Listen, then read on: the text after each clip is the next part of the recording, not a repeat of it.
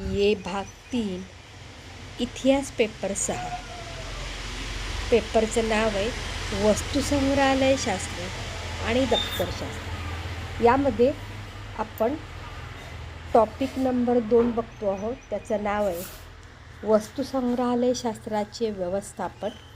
आणि यामध्ये पुन्हा आपल्याला 3 छोटे टॉपिक आहेत। यामध्ये पहिला आहे वस्तू संग्रहण करण्याच्या पद्धती, त्या संग्रह केलेल्या वस्तूंची कशी काळजी घ्यावी किंवा तिचं आयुष्य वाढावं म्हणून कोणकोणते उपाययोजना कराव्यात, हा टॉपिक पहिला आहे। नंतर त्या वस्तूंची जपवणूक आणि प्रदर्शनाचे प्रकार, आणि तिसरा टॉपिक अत्यंत महत्त्वाचा की वस्तू संग्रहालयाची बदलती भूमिका। म्हणजे पूर्वी कसं संग्रहालय बघायला जायला लोकांना जावं लागायचं, पण संग्रहालयांना आता आपली भूमिका बदलती आहे। जे लोक येत नाही संग्रहालयाकडे त्यांच्यापर्यंत पोचण्याचा प्रयत्न फिरत्या संग्रहालयाच्या माध्यमातून आता संग्रहालय करत आहेत। आणि मला वाटते गुहागर तालुक्यातील जरा कमी सगळ्यांनीच याचा लाभ घेतलेला आहे किंवा याच्यामध्ये सहभागी झाले आहेत। तुम्हाला आठवत असेल मुंबईतील छत्रपती शिवाजी महाराज संग्रहालय, त्यांची फिरती गाडी आहे बघा किंवा फिरतं संग्रहालय।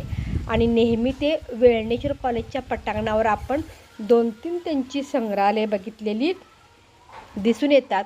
आणि जे 2019च्या कॅम्पला पालपेडेला होते त्यांनी पण या फिरत्या संग्रहालयाचा लाभ घेतलेला दिसून येतो। तर बघा या टॉपिकमध्ये आपण जो पहिला टॉपिक आहे वस्तू संग्रह करण्याच्या पद्धती, ह्याचं व्हिडिओ लेक्चर तुम्हाला म्हणजे पाठवलेलं आहे आणि तुम्ही ते बघितलं असेलच। तर पुन्हा एकदा थोडक्यात उजळणी बघूया की वस्तू संग्रहालय ही एक महत्त्वाची संस्था आहे, किंबहुना तिला आधुनिक तीर्थक्षेत्रच म्हणता येईल। कारण कधीतरी वर्षातून एकदा आपण अशा संग्रहालयांना भेटी दिल्या पाहिजे। तर ही भेट जास्तीत जास्त कशी आकर्षक होईल तर या दृष्टिकोनातून अभिरक्षकाचं पहिलं काम म्हणजे त्यानं त्याचं जे काही ते संग्रहालयामधील प्रदर्शन असेल ते कमीत कमी 2 ते 3 वर्षांनी बदललं पाहिजे, म्हणजेच वस्तूंचं संग्रहण केलं पाहिजे। तर हे कोणकोणत्या मार्गानं केलं जातं तर यामध्ये पहिलं आपण बघितलं की काही वस्तू खरेदी कराव्या लागतात, काही संग्रहालयामध्ये अदलाबदल करून तशाही मिळवाव्या लागतात, कधी काही प्रदर्शनासाठी, काही ठराविक कार्यक्रमासाठी काही वस्तू व्याजानं पण आणाव्या लागतात, मग ती तात्पुरती असेल किंवा कायमस्वरूपी असेल। काही वस्तू समाजातील ज्या संग्रह करणाऱ्या व्यक्ती आहेत त्यांच्याकडून काही उपलब्धता होती आहे का, तर तशा वस्तू विनाअट घेतल्या पाहिजेत। आणि शेवट म्हणजे जे राज्य सरकार किंवा केंद्र सरकार उत्खनन घेत असतं किंवा उत्खनन सुरू असतं, तर अशा उत्खननामधून देखील आपल्याला वस्तू किंवा अभिरक्षकाला वस्तू कलेक्शन किंवा संग्रहण करता येतात। एकूणच असं म्हणू शकतो की संग्रहालयामध्ये ठेवण्यात येणाऱ्या वस्तूंची निवड ही वेगवेगळ्या पद्धतीने होत असते, पण एवढं लक्षात ठेवलं पाहिजे की कोणतंही संग्रहालय जर चैतन्यमय ठेवायचं असेल किंवा ते संग्रहालय लोकांनी आवडीनं पाहायला यावंसं असं वाटत असेल तर तशा पद्धतीचं वातावरण निर्माण केलं पाहिजे। शिवाय लोकांच्या आवडीप्रमाणे हे वातावरण निर्माण केल्यास संग्रहालयाचं मनोरंजनातून शिक्षण हे उद्दिष्ट पूर्ण तर होईलच, शिवाय संग्रहालयाचा विकास पण होईल। आणि म्हणूनच संग्रहालयाचे चैतन्य जर राहावेसे वाटत असेल तर अभिरक्षकानं सतत नवनवीन कलाकृतीच्या शोधात राहून आपल्या संग्रहालयातील वस्तूंचं संग्रह वाढवला पाहिजे। आता याच्या पुढचं आज आपण घेणार आहोत ते म्हणजे संग्रहालयाबाबतची काळजी किंवा सावधानता किंवा कोणकोणते कायदे आहेत तर त्या संदर्भातला आपण बघणार आहोत। आत्ता आपण पहिली ती लेक्चरचा थोडक्यात आढावा घेतला की ते म्हणजे वस्तूंचं संग्रहण कोणकोणत्या पद्धतीनं करायचं। तर वस्तू तर संग्रह झाल्या, पण भारत हा एक खंडप्राय देश आहे आणि भारताला असा संपन्न असा सांस्कृतिक वारसा लाभलेला आहे की ज्याच्यामध्ये किल्ले असतील, राजवाडे असतील, थडगी असतील, हस्तलिखित चित्रे, वस्त्रांचे विविध नमुने, ही अनेक जी काही साधनं आहेत किंवा वास्तू आहेत यांना सांस्कृतिक मालमत्ता या नावाने ओळखले जाते. आणि राष्ट्राचा हा अभिमानास्पद वारसा जर आपल्याला जपायचा असेल किंवा त्याचं संवर्धन करायचं असेल तर तो जपणूक करणे तेवढंच आवश्यक आहे. अर्थात हा वारसा सरकारनं, संग्रहालयांनी आणि त्याचबरोबर लोकांनी देखील हा वारसा जपायचा आहे. पण वास्तवात काय आहे की असा सांस्कृतिक वारशाचे जतन करण्यामध्ये खूप अडचणी येत असतात. काही नैसर्गिक घटक असतात तर काही मानवी कृती देखील त्याला कारणीभूत असतात.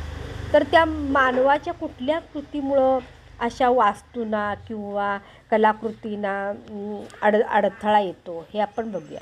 तर पहिला आहे चोरी, दुसरा आहे चोरटा व्यापार किंवा त्याला तस्करी पण असं म्हटलं जातं किंवा स्मगलिंग म्हटलं जातं. नंतर बेपर्वाई किंवा विध्वंस कृती आणि चौथं बेकायदेशीर किंवा अवैधपणे केलेलं उत्खनन. आता चोऱ्यामध्ये काय होतं की सांस्कृतिक वारसा ठेवला अशा कलाकृतींची चोरी होण्याचा धोका असतो. तर अशा वेळेला कोणत्या मार्गाने चोरी होते तर दुर्मिळ ज्या वस्तू आहेत त्या बाहेर त्याला प्रचंड किंमत आहे. मग अशा वेळेला ते चोर असतात त्या अशा वस्तू संग्रहालयामधून चोरून त्या परदेशी विकण्याचा प्रयत्न करणारे असतात. तर काही वेळेला अशा चोऱ्यांमध्ये श्रीमंत व खानदानी लोक ही देखील चोरी करण्याच्या मोहाला बळी पडतात किंवा स्वतः चोऱ्या न करता गरीब लोकांना प्रलोभन दाखवून त्यांच्याकडून चोरी केली जातात.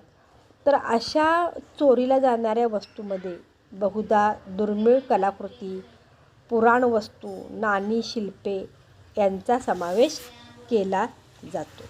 तर बघा की काही संग्रहालयामधून असं म्हणजे थोडक्यात दिल्लीच्या नॅशनल म्युझियममधून सुवर्णाच्या नाण्यांची चोरी झाली होती. तर चंदीगड संग्रहालयातून मौल्यवान चित्रांची चोरी झाली होती. तर अशा चोऱ्यांचा तपास करणं खूप कठीण असतं. काही वेळेला चोरलेल्या वस्तू देखील परदेशी ग्राहकांना विकल्यानंतर लक्षात येतं. कारण वास्तविक पाहता काही जर मौल्यवान वस्तू दुरुस्तीसाठी बाहेर दिल्या जर असतील अर्थात विश्वासानं पण तिथूनही चोरी केल्याचं आढळून येतं. तर अशा वेळेला बहुतेक तर चोरीचा तपास लागत नाही आणि मग खूप कात्याकूट करून देखील या वस्तू परदेशामध्ये जातात. दुसरं आहे तस्करी. म्हणजे चोरीप्रमाणेच या तस्करी याच्यामध्ये खूप साम्य आहे की दुर्मिळ वस्तूंच्या चोऱ्या करून परदेशामध्ये अवैध मार्गाने तस्करी करणं. कारण या दुर्मिळ कलाकृती परदेशामध्ये प्रचंड भावाला म्हणजे प्रचंड दर असतो आणि त्यातून चोरांना प्रचंड नफा कमवता येतो आणि म्हणून लोक अशा प्रकारच्या चोऱ्यांना तयार होतात.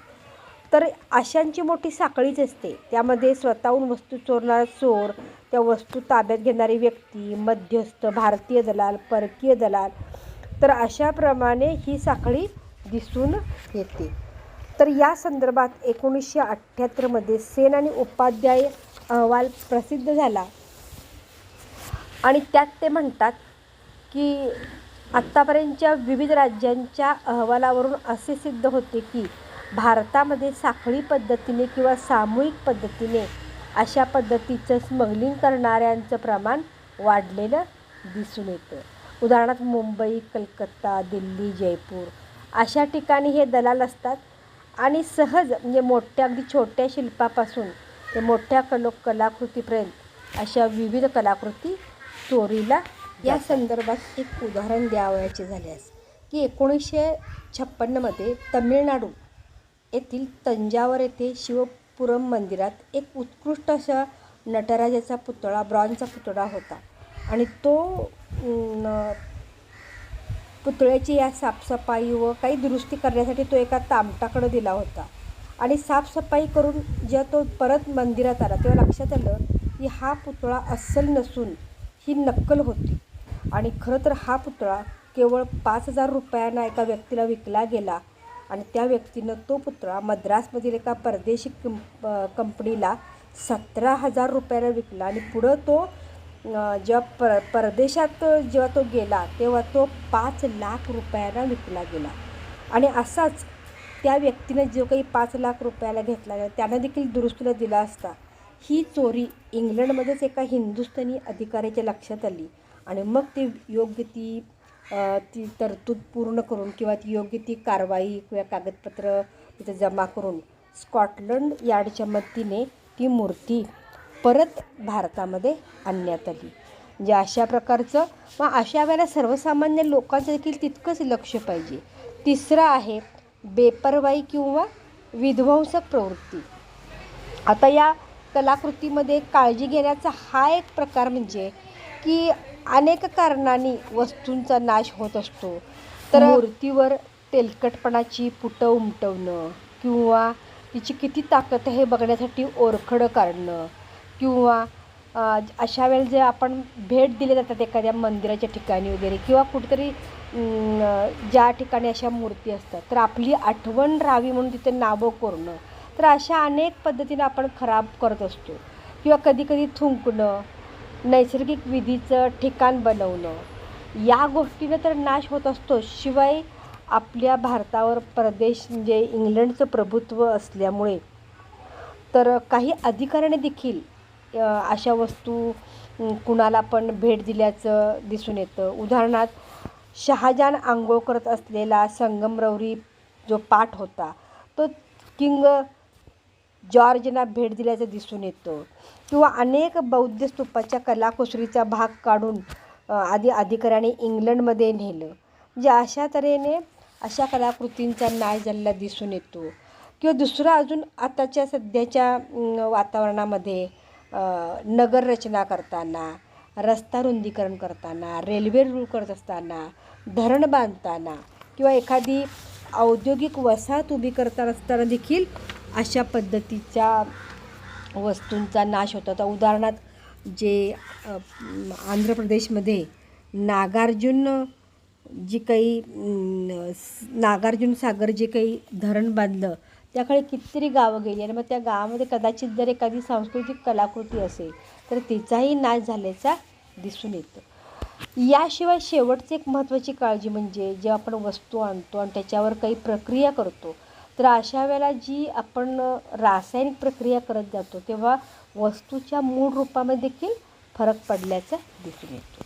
आणि पुढचं आहे शेवटचं की बेकायदेशीर उत्खनन. आपण मगाशीच बघितलं की भारताला अतिशय प्राचीन असा ऐतिहासिक वारसा लाभलेला आहे आणि मग त्यावेळेला अशा नेमक्या जागा हेरून जी काही समाजातील लोक आहेत अशी अवैध उत्खनने करून त्या ठिकाणून मौल्यवान वस्तू मिळवून त्यातून देखील पैसा मिळवण्याचा प्रयत्न करणारे अनेक लोक तुम्हाला दिसून येतील. कारण अशा खोदकाम करणाऱ्या स्थानिक अशिक्षित लोकांना या वस्तूंचं महत्त्व माहीत नसल्यामुळे अगदी कमी पैशामध्ये अशा वस्तू ते विकून टाकतात. तर मला वाटतं तुम्हाला जे दिव्यागर गाव माहीत असेल तर तिथं एका बाईला म्हणजे त्या बागेत नारळाच्या काम करताना सुवर्ण गणेश सापडला होता. तुम्हाला ती बातमी पण असेल.